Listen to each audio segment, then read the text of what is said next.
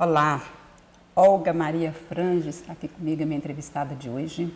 Nós vamos falar sobre música, porque ela é musicista, maestrina, regente do Coral Artístico de Uberaba, é também professora de piano e escritora. O livro dela que está aqui comigo, Pioneiros da História da Música em Uberaba, reúne vários músicos aqui da cidade e a partir do livro, Olga, nós vamos falar sobre essa sua vida aí, essa sua bonita relação com a música. Seja muito bem-vinda, viu? Oh, muito obrigada. Esse livro foi lançado recentemente, não é? Foi, eu lancei numa data muito especial que foi a 22 de novembro, dia de Santa Cecília, padroeira da música, na Sala Cecília Palmério. Isso tudo foi pensado numa construção Foi, histórica? quando eu pensei numa data, veio na mesma hora na minha mente. 22 de novembro é dia de Santa Cecília, a nossa padroeira. E Uberaba teve uma banda de música, Santa Cecília também. A primeira escola que o Renato Frateschi e Alberto Frateschi fundaram, em 1939, era Conservatório Musical Santa Cecília. Então, a Santa Cecília está mesmo por aqui. A padroeira, né? Você começou a sua formação, você teve a sua formação no Instituto Musical Uberabense. Eu fiz o início mesmo em Belo Horizonte. Minha família morou lá por 10 anos. Eu fiquei dos 3 aos 13 anos em Belo Horizonte. Aí fiz a minha iniciação no Colégio Santa Marcelina. Quando eu cheguei, eu já fui matriculada no Instituto Musical, na classe da professora Odete Carvalho de Camargos, que é uma pessoa que virou minha segunda mãe. É a sua grande referência, então, artística aí. E depois você foi para o conservatório?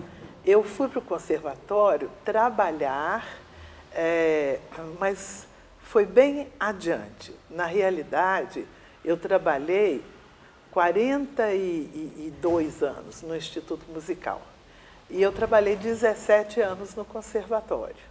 Então, era uma ligação. Eu cheguei a trabalhar 7 anos no Conservatório Musical de Uberlândia, que também nas minhas pesquisas fui surpreendida com a informação de que quem fundou o Conservatório de Uberlândia foi o Alberto Frateschi, de Uberaba.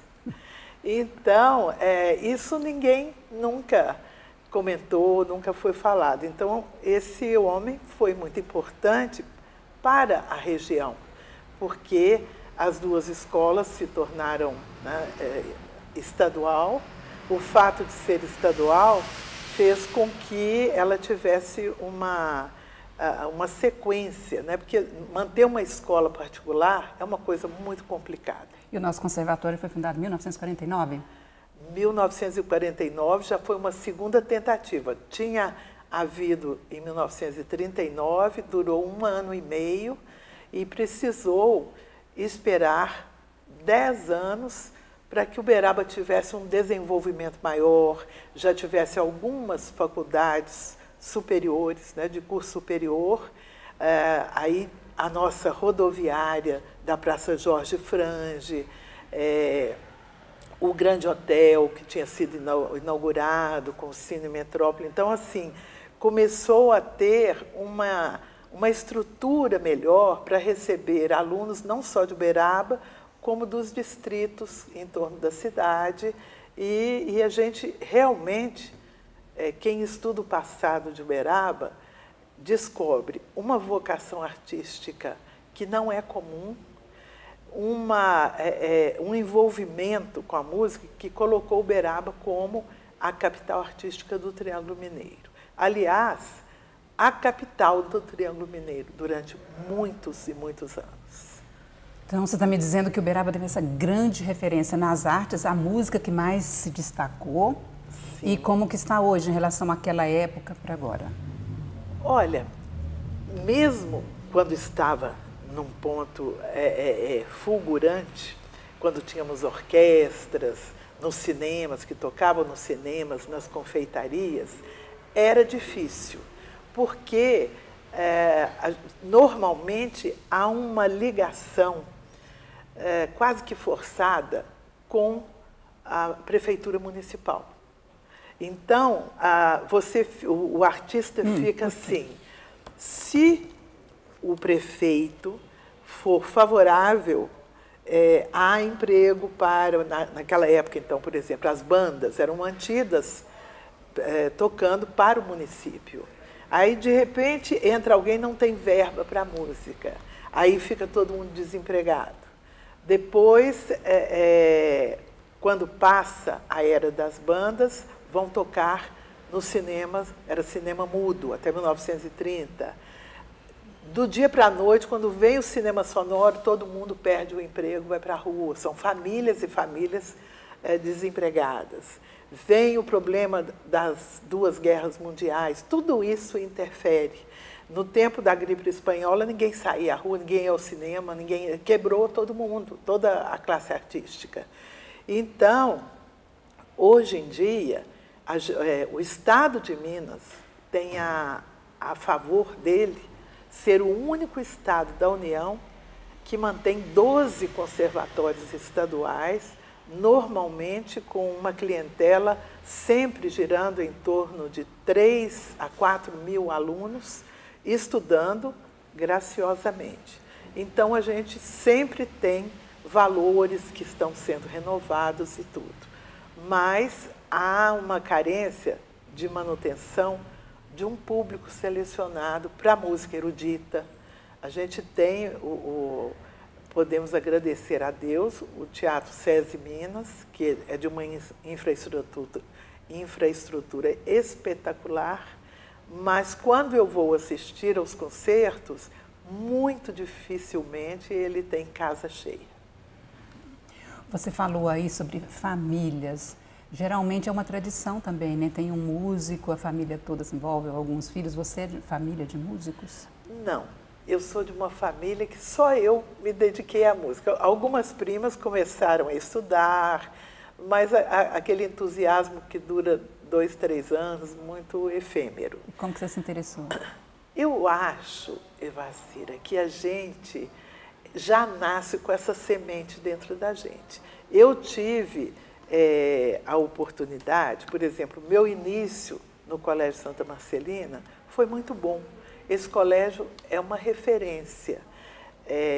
Quando eu vim para Uberaba, eu tinha um bom começo. Eu já fui matriculada no 6º ano do curso. E tive a felicidade de ser matriculada na classe da Dona Odete Carvalho de Camargos, que, a meu ver, foi a grande pedagoga de Uberaba.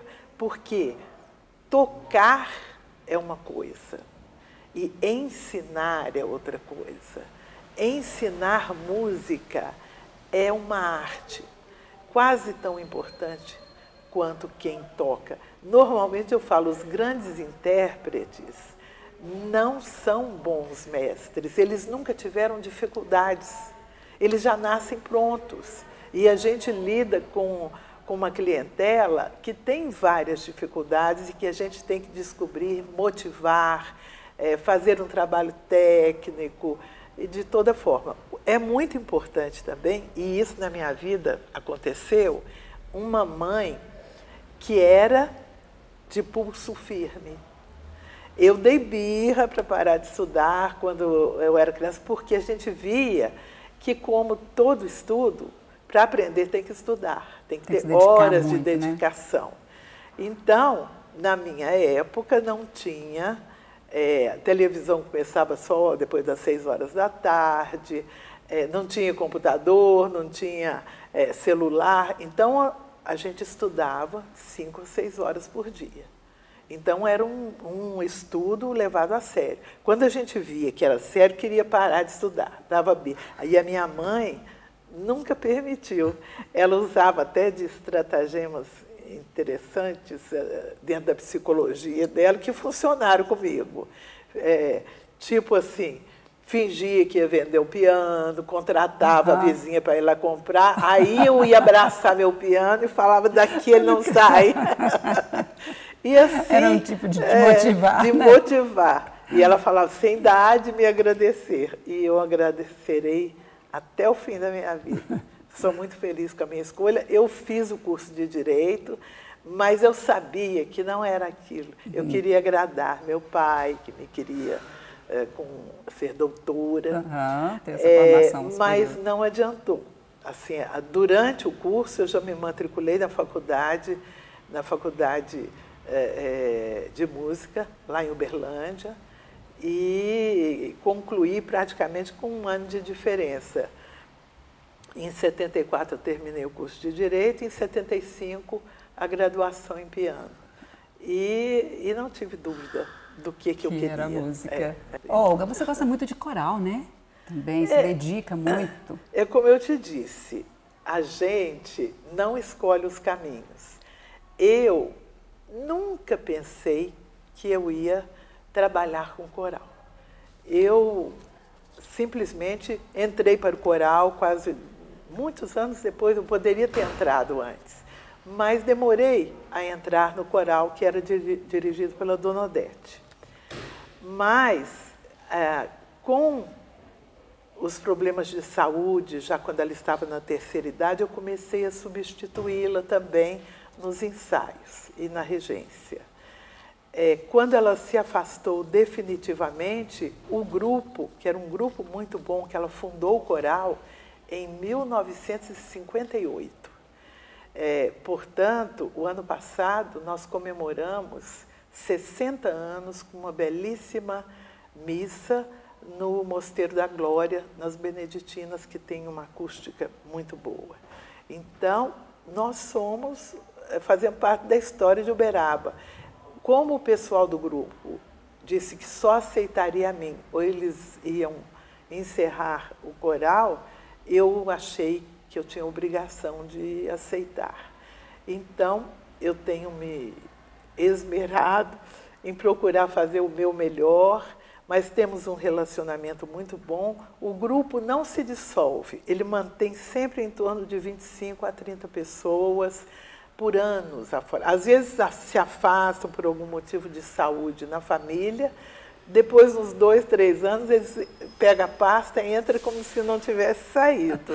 Então, agora, inclusive, nós vamos apresentar uma belíssima missa, comemorando os 200 anos da Catedral. Vai ser um momento muito emocionante, porque, mais uma vez, estaremos fazendo uma parceria, já que o grupo tem uma preferência pela música sacra. Eu estou sempre com algum compromisso na área sacra.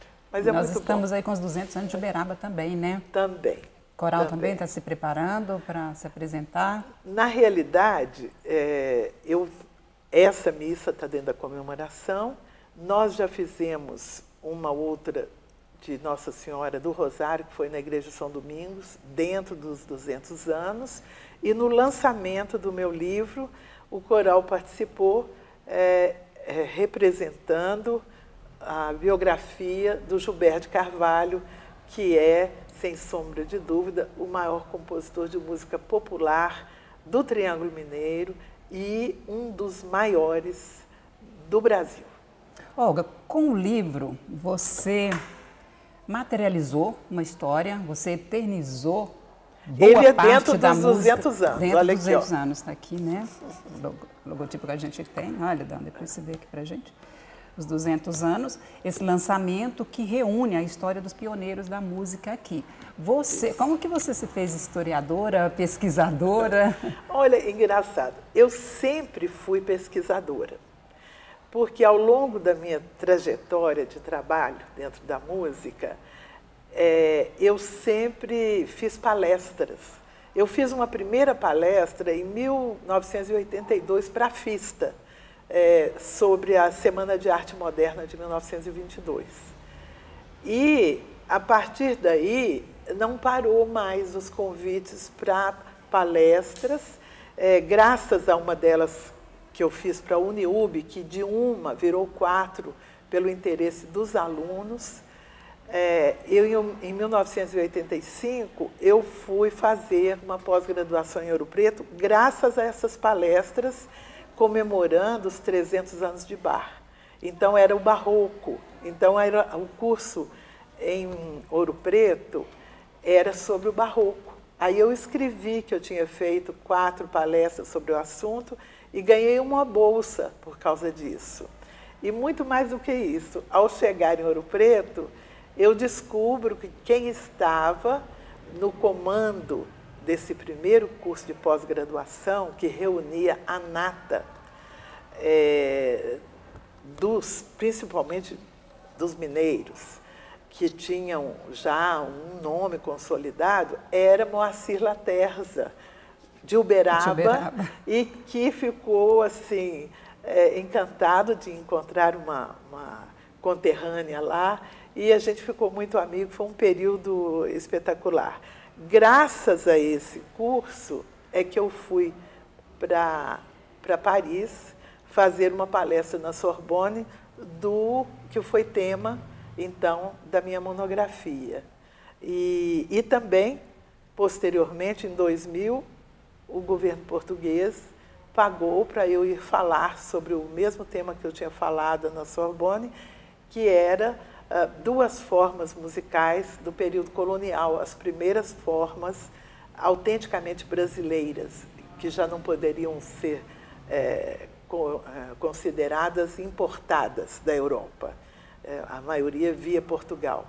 Então, foi uma coisa vai emendando na outra. E isso requer estudo e pesquisa. Permanente, permanente. Então, eu falei assim, depois eu fui dar aula de história da música, de história da arte, era a mesma coisa, estava tudo envolvido. E eu, quando me aposentei, é que, na realidade, me pediram que fizesse uma parte sobre música para um livro, que até nem foi publicado, mas eu fui fazer uma pequena pesquisa para esse trabalho menor e descobri um mar de informações no arquivo que eu falei, gente, eu não posso jogar isso no lixo. Isso daqui é tudo. E trouxe para cá essa coletânea? Aí eu comecei a ir, eu sou do tempo que aí a gente escreve à mão, entendeu? Eu acho muito... Eu fiquei 4 anos à tarde lá no arquivo, algumas vezes pela manhã, mais à tarde, ficava até à noite, copiando tudo que foi publicado nos jornais, desde 1895 até 1970. E você se surpreendeu com alguma informação ali? Não, teve informações assim. Primeiro, a gente se assusta quando descobre que Uberaba, em 1815, teve a sua primeira banda musical. Tanto é que eu acho muito controversa 1815. Essa data de 1820, está comemorando quando foi elevada a freguesia.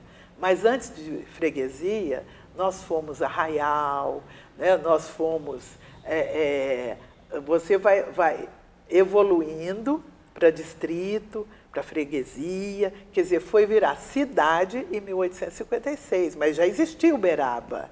Então, a própria catedral veio de uma capelinha do Lajeado que foi transladada para cá quando o Major Eustáquio radicou aqui e questão do manancial de água ser melhor.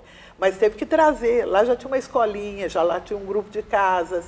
Então, e tinha uma capela, né? Então tinha tudo, era uma estrutura de cidade. Se em 1815 uma família, a família Bernardes Ferreira, constituiu uma banda, 80% só com elementos da família, tanto que no enterro do Major Eustáquio, a banda dos Bernardes é que acompanhou o enterro. E gerou, então, uma segunda banda, em 1852, que foi uma banda de uma envergadura tão fantástica que ela durou 58 anos e só se dissolveu, e com um conceito altíssimo. Ela servia a toda a região. Dessa banda da família Nascimento é que surgiram os maiores músicos que Uberaba já teve, maestros e compositores. Então, era uma banda gigantesca que proporcionou uma visibilidade, quer dizer, Belo Horizonte começou a existir e a falar em Belo Horizonte em 1897. Essa banda da família Nascimento, ela foi fundada em 1852 e foi a primeira banda do Brasil a importar instrumentos musicais da Europa. Isso você traz, né, aqui, e outros músicos, né? Quais os principais músicos que estão aqui? Porque, olha, não sei, deu para contemplar todos? Eu contemplei os mais significativos, que são 19. Uhum. Quais são eles? Quer ver? O mais jovem nasceu em 1841. E o mais jovem não, o mais velho. O mais jovem nasceu em 1928. Então, eu fui por ordem cronológica e eu avaliei a importância, tanto pelo trabalho que eles fizeram, quanto e dentro de um período. Assim, foram aqueles que são citados nas colunas dos jornais. Uhum. O nome deles vai desde que eles nasceram até morrer. Então, eles eram ligados à música mesmo. Alguns foram importantes até um certo tempo, depois eles se tornam funcionários públicos, vão fazer outras atividades e abandonam a música. Aí não é mais citado, não dá para construir essa vida. Então, nós começamos com o professor Charles Parton, que foi o primeiro, era imigrante francês e o grande professor de piano da última década do século XIX, e saiu de Uberaba em 1905 e fez a iniciação musical das maiores pianistas que Uberaba teve em nível nacional. E depois dele, então, tem o professor Elídio Salatiel dos Santos, que criou orquestra, criou um coro, era um grande violinista. Eloy Bernardes Ferreira, que representa pelo sobrenome a primeira banda, mas ele já é de 2 gerações na frente e foi regente da União Uberabense e fez a virada de século, um grande compositor e também aquele que foi professor de vários que vão vir depois dele, como é o caso do Rigoletto de Martino, o maestro João Vilaça Júnior, que teve uma visibilidade muito grande, porque foi maestro da orquestra que tocava no Cine Metrópole e da orquestra do Jockey Club e também da Associação dos Empregados do Comércio. Ele era polivalente durante 3 décadas. Temos Pedro Vieira Gonçalves, que foi o maior flautista que teve em Uberaba, e eu descobri que ele esteve nos palcos da Semana de Arte Moderna de 1922, o único músico, né, de Minas que estava no palco representando a nossa cidade. Foi e depois ele fez parte também da banda do Pixinguinha.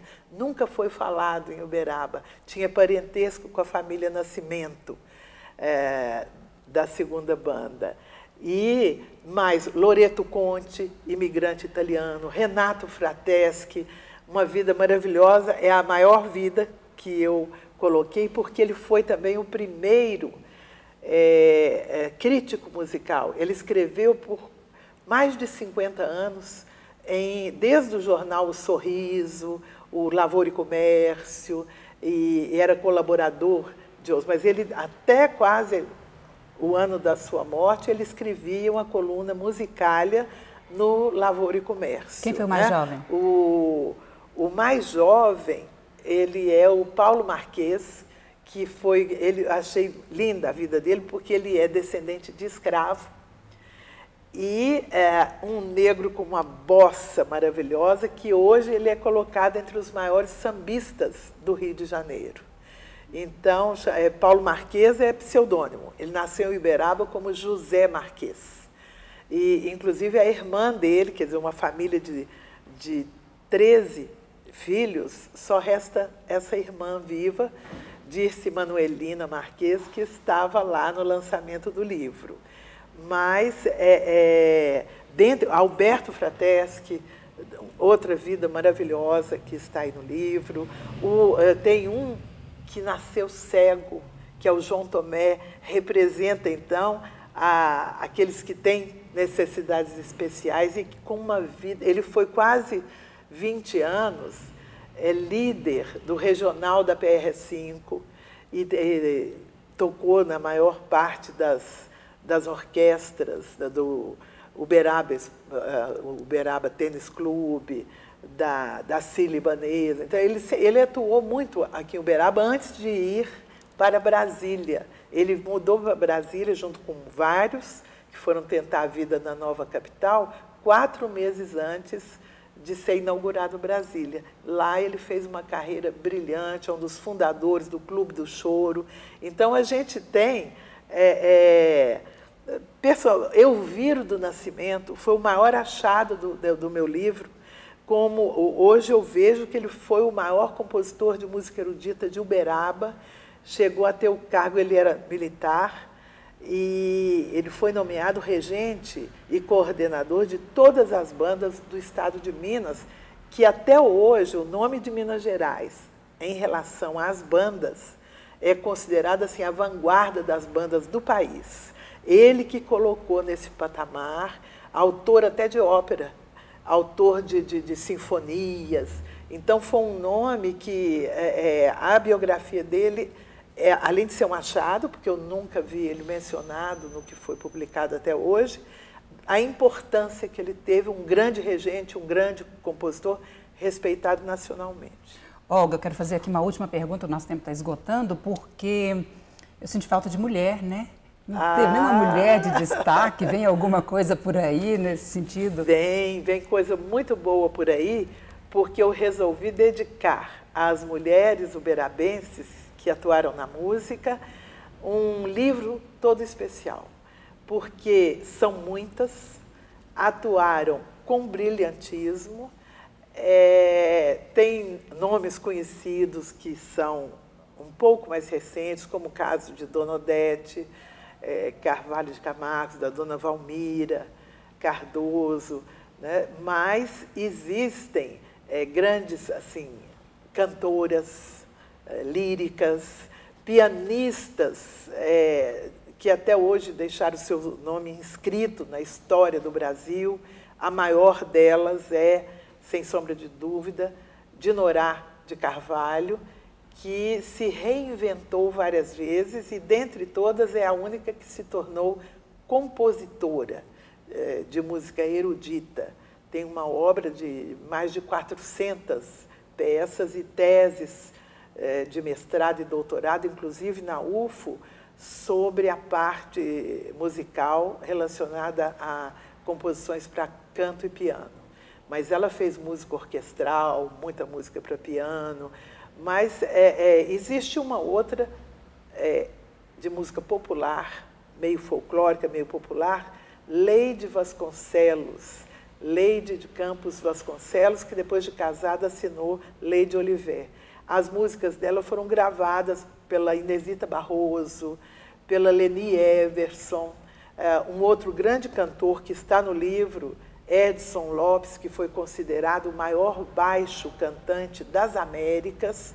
Ele veio cantar em Uberaba, sua terra natal, e quem acompanhou foi a Dona Odete Carvalho de Camargos. Então, assim, é muito bonito você ir atrás e começar a descobrir tanto a importância dessa família Nascimento e da família Carvalho. Quantos Carvalho?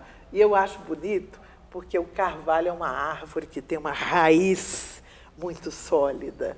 Então, às vezes, por exemplo, o carvalho da Dona Odete não é do mesmo ramo dos Carvalho, que pega o Gilberto Carvalho, que teve 2 irmãos que também foram músicos, que é o Carvalho da Dinorá de Carvalho, da Nair de Carvalho Medeiros. Então, o Carvalho, eu acho que deu sorte para Uberaba. Eu acho que é uma história muito bonita que você trouxe para Uberaba como fonte de pesquisa, e acho muito bonita a sua paixão também pelo que faz, o encantamento. Eu sou bairrista, eu amo Uberaba. Aí eu costumo dizer assim, para se amar alguma coisa, pode ser a nossa cidade, pode ser a nossa profissão, a escola onde você estudou, se você não a conhecer por dentro, você não vai amá-la. E a partir do momento que você começa a pesquisar, você se apaixona. Fala, minha Uberaba, ela é fantástica. Ela ofereceu a Minas Gerais, ao Triângulo Mineiro, ao Brasil, muitos grandes homens e grandes mulheres. Olga, muito obrigada, viu? Obrigada muito obrigada por estar aqui na TV Câmara, trazendo todos esses registros, que realmente é muito importante para a nossa história. Eu acabei de entrevistar a Olga Maria Frange de Oliveira, que é pianista, professora de piano, regente de coral, e lançou o livro aqui, Pioneiros da História da Música, em Uberaba, e logo nós teremos outros também no segmento da música, mas voltado para as mulheres, como ela disse. Esse programa você pode acompanhar também no canal YouTube. Muito obrigada pela sua companhia e até breve.